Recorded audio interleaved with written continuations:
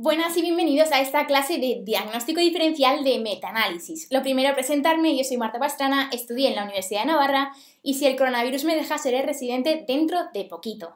Antes de comenzar me gustaría dar las gracias al curso Mira Asturias por esta enorme oportunidad y a ti por sacar este ratito extra para hacer algo más aparte de todo lo del intensivo. Pero si esta es tu cara cuando ves las preguntas de Preven en los simulacros, no te preocupes porque este es tu vídeo. Estos son los 4 puntos que vamos a ver y como puedes ver, el 2 y el 3 son los más importantes. Pero para empezar con algo muy sencillito, hay que saber qué es y cuándo se utiliza un funnel plot y un forest plot, porque no son lo mismo. El funnel plot o gráfico de embudo, que a veces se ve de esta forma vertical y a veces en horizontal, lo que nos muestra son los estudios que tú vas a meter en tu metaanálisis, pero antes de hacerlo.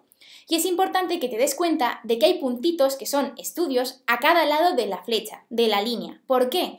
Porque si de repente en nuestro estudio nosotros viéramos en nuestro funnel que aquí ya no hay ningún punto, tendríamos que tener cuidado porque probablemente nos hemos dejado estudios por el camino y por lo tanto nuestro metaanálisis puede estar sesgado. Ahora bien, el forest plot es completamente diferente. El forest plot lo que nos muestra es los resultados del metaanálisis en global, al final, después de hacer todo el metaanálisis. Como puedes ver, tenemos un rombo que es el que nos muestra el efecto global del metaanálisis frente a los cuadraditos que lo que muestran es el resultado de cada estudio individualmente. Y lo que tienes que tener muy claro es esto, porque es tan importante el tamaño de los estudios y para que lo entiendas vamos a pensar que vamos a hacer un estudio que intente demostrar que cuanta más verdura comas, más hipertensión desarrollas, algo que como muy bien sabes no es verdad. Pero si nosotros cogiéramos a 2 personas y resulta que una solo come carne y la otra solo come verdura, con tan mala suerte que la que come verdura tiene hipertensión por otra causa, probablemente el resultado de nuestro estudio lo que nos dijera sería eso, que cuanto más verdura comes, más hipertensión tienes. Si reprodujésemos este estudio con mayor tamaño, por ejemplo en 300 personas, aunque solo fuera por azar, habría gente que comiera carne, habría gente que comiera verdura y habría gente que comiera de los dos. Y por eso siempre se dice que los estudios grandes son más verídicos y tienen menos sesgos que los pequeños. Y otra cosa que tienes que llevar grabada a fuego es que si hay heterogeneidad, tienes que hacer un metaanálisis de efectos aleatorios. Este es un esquema muy resumido de las diferencias de los dos y vamos a ir desgranándolo poco a poco. Lo que tienes que tener muy en cuenta es que los estudios no valen lo mismo según si es un efecto fijo o bien en efectos aleatorios. Y yo me acuerdo porque el metaanálisis de efecto fijo es como aquel amigo tuyo que es súper sabelotodo y lo sabe siempre todo de todo. Tanto es así que el tío se cree que tiene todos los estudios del mundo habidos y por haber sobre un tema en concreto. Y como cree que los tiene todos, lo que dice es, bueno, me voy a quedar con los estudios que son más fiables, los estudios grandes, y les da mayor peso a los estudios grandes frente a los pequeños. Frente a esto, el efecto aleatorio es aquel amigo que dice, bueno, igual me he dejado algún estudio en el tintero y voy a intentar equiparar para no confundirme, y por lo tanto da un poco más de peso a los estudios pequeños equiparándolo o casi equiparándolo a los grandes. Otra consecuencia de esto es que el efecto fijo, aquel amigo tuyo, sábelo todo, es un poco irreal porque es muy poco probable que tú tengas todos los estudios que se han hecho sobre un tema y por eso el intervalo de confianza es estrechito pero también más irreal. Ahora bien, es más sencillo que alcances significación estadística con un intervalo de confianza más estrecho. Frente a esto, el efecto aleatorio, que es un poco más humilde, tiene un intervalo más amplio pero más real. Y lo que tienes que tener en cuenta es que si hay heterogeneidad, lo que aplicamos es un metaanálisis de efectos aleatorios. 2 veces preguntado ya en el MIR y en las 2 ponía random en la pregunta. Tú fíjate muy bien, si pones random en la imagen ya te dicen que es aleatorio. Y lo que tienes que tener claro es que se aplica un método aleatorio si existe heterogeneidad o si el número de estudios que tú tienes es bajito, por ejemplo, menos de 20. Y vamos allá con el tema de la heterogeneidad que nos vuelve un poco locos a todos. Lo que te interesa a ti saber es que los estudios nunca van a ser iguales. ¿Por qué? Porque no están hechos sobre la misma población. A ti lo que te interesa para saber si hay o no heterogeneidad es que los estudios tengan características basales parecidas que te permitan compararlos. Y una regla mnemotécnica muy tonta es que tu hipótesis nula, tu HO, es que son homogéneos.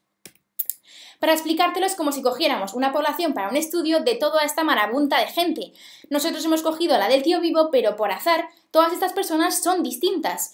Son personas y por lo tanto comparables, pero son distintas porque todas tienen sus características diferentes entre sí. Y podríamos haber cogido estas o podríamos haber cogido estas otras, por lo tanto todas nuestras diferencias serán debidas al azar. Frente a eso tenemos el típico partido del Atleti donde todo el mundo va vestido de rojo y blanco. Si nosotros quisiéramos estudiar qué población o qué porcentaje de la población va de rojo y blanco y nos fuéramos a esta población, por mucho que cojamos aquí uno de azul, vamos a pensar que todo el mundo va de rojo y blanco, algo que no es verdad porque depende si lo coges el día que hay partido o el día que no hay partido. Por lo tanto, en este caso ya hay algo que justifique esta diferencia y ya sería un sesgo. Para ver la heterogeneidad tienes que fijarte en dos cosas, aunque yo te recomiendo que primero mires el I cuadrado porque es más fácil de interpretar. El I cuadrado lo que nos dice es que el porcentaje de la heterogeneidad no es debido al azar, es decir, se debe a un sesgo. Y lo que te interesa es que sea muy bajita. ¿Por qué? Porque entonces la mayor parte de la heterogeneidad será por azar. Ahora bien, si es más del 75%, tú tienes que estar ojo a visor porque probablemente esos estudios sean heterogéneos. Y para saber si no nos confundimos con la I cuadrado, lo que vamos a mirar es el estadístico Q o chi cuadrado, que nos va a dar un valor P, y aquí no te líes porque tienes la regla mnemotécnica, H o homogeneidad. Si lo que queremos es que nuestros estudios sean homogéneos, la P no tiene que ser estadísticamente significativa. Para verlo con un ejemplo, lo que tienes que mirar aquí es la heterogeneidad y la chi. La chi nos habla de un valor P que es estadísticamente significativo y por lo tanto heterogéneo. Y comprobamos con el I cuadrado que efectivamente el porcentaje de heterogeneidad es muy elevado. Nos habían dado ya aquí una pista diciéndonos que era random. Y por supuesto, ten en cuenta que no tienes que confundirte con esta P, que no habla para nada de la heterogeneidad, sino que se refiere al estudio global. Pregunta Mir que no ha caído, pero que caerá. Se nos presenta el siguiente gráfico proveniente de un metaanálisis y nos piden la incorrecta. Nos dicen que se trata de un gráfico de forest plot que es útil y de elección para presentar los diferentes resultados en los estudios del metaanálisis. Y esto sabes que es verdad. Miramos la imagen y efectivamente es un forest plot. Nos dicen que el índice I cuadrado nos permite conocer el porcentaje de heterogeneidad que existe entre los diferentes estudios, algo que sabes que es verdad. Y pasamos a la 4, que quizás no la sabes, pero yo te digo que sí que es así. El peso de cada estudio depende del error estándar de los mismos. La 3 es un poco liosa, yo te reconozco que he tenido que leerla 4 o 5 veces para enterarme. Nos dicen que no es conveniente presentar el eje de abscisas del gráfico con escala logarítmica cuando estamos hablando de odds ratio y hazard ratio, algo que sabrás que es mentira porque cuando es una escala multiplicativa, odds ratio o hazard ratio, sí que hay que utilizar la escala logarítmica. Una pregunta un poco tiquismiquis, pero sobre todo quédate con las que son verdaderas. Y para resumirlo todo, si tenemos una I cuadrado en un estudio con una N mayor de 40, sin mirar el estadístico Q, sabes que hay que utilizar un metaanálisis de efecto fijo. Si nos queremos buscar un metaanálisis con un intervalo un poquito amplio y sobre todo si nuestros estudios son poquitos, lo que tendremos que hacer es un efecto aleatorio. Si nos dicen que nuestra I cuadrado es mayor del 90%, es decir, ojo, que hay heterogeneidad, sobre todo si el número de estudios es bajito y de repente nos dicen que esta P no es estadísticamente significativo, algo hemos hecho mal, así que tendrás que volver a repetirlo.